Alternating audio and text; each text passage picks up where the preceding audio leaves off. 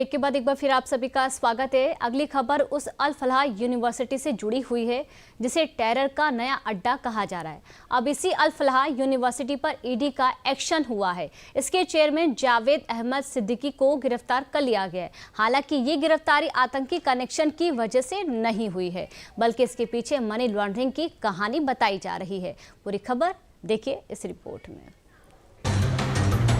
Delhi blast के बाद चर्चा में आई अल फलाह यूनिवर्सिटी के जिस चेयरमैन पर कार्रवाई की तलवार लटक रही थी, अब वो गिरफ्तार हो चुके हैं।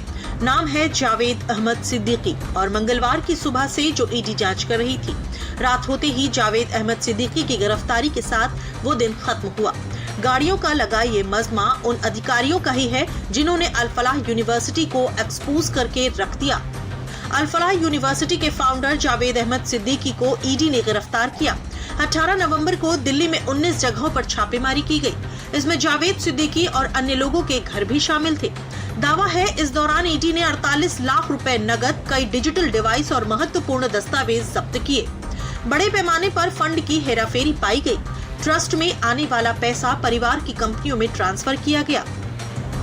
निर्माण और कैटरिंग के कॉन्ट्रैक्ट भी जावेद सिद्दीकी ने अपनी पत्नी और बच्चों की कंपनियों को दिए। करोड़ों रुपए की गैर कानूनी कमाई बनाई और उसे लेयर किया गया। कई शेल कंपनियों का इस्तेमाल किया गया।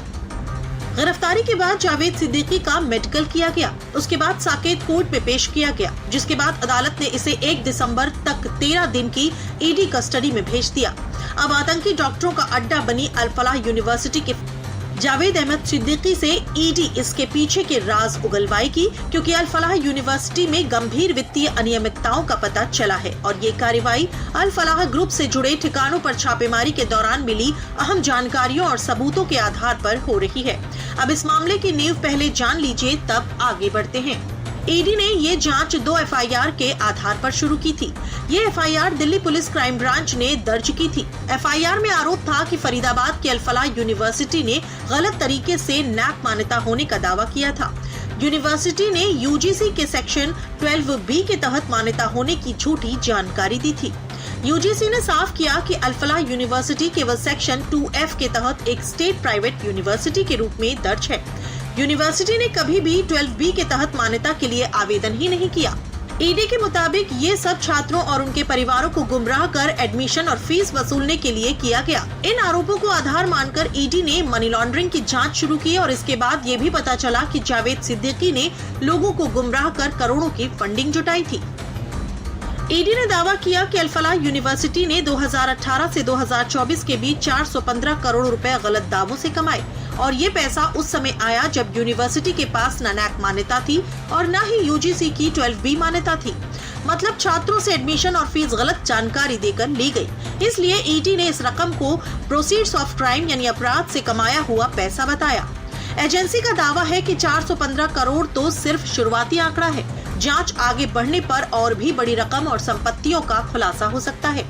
जावेद अहमद सिद्दीकी यूनिवर्सिटी के सारे वित्तीय फैसलों के प्रभारी पूरी तरह से खुद ही थे। छात्रों से ली गई फीस और अन्य शुल्क की भारी भरकम रकम को उन्होंने यूनिवर्सिटी के अलावा अन्य कामों में भी डाइवर्ट कर दिया। अब ये पैसा कहां गया, इसकी गहन जांच चल रही है। साथ ही इसके साथ कुछ गंभीर सवाल भी उठ रहे हैं। मामूली सा कॉलेज चलाने वाले जावेद अहमद सिद्दीकी ने कैसे इतनी बड़ी यूनिवर्सिटी खड़ी की? सिद्दीकी ने कैसे अल फलाह यूनिवर्सिटी के लिए 415 करोड़ रुपए जुटाए? अल फलाह यूनिवर्सिटी की मान्यता को लेकर दस्तावेजों में किसने और कैसे हेराफेरी की? दिल्ली ब्लास्ट का अल फलाह यूनिवर्सिटी कनेक्शन सामने आने के बाद क्यों फरार हो गए थे? जावेद सिद्दीकी पर हुई कार्रवाई के बाद अवैध फंडिंग की बात साफ हो चुकी है और जो अल फलाह यूनिवर्सिटी के ऊपर अनियमितताओं का शक था वो अब हकीकत में बदल चुका है। अब जरा इसके पीछे की पूरी कहानी भी समझ लीजिए। जावेद अहमद सिद्दीकी का जन्म 15 नवंबर 1964 को मध्य प्रदेश के महू में हुआ था।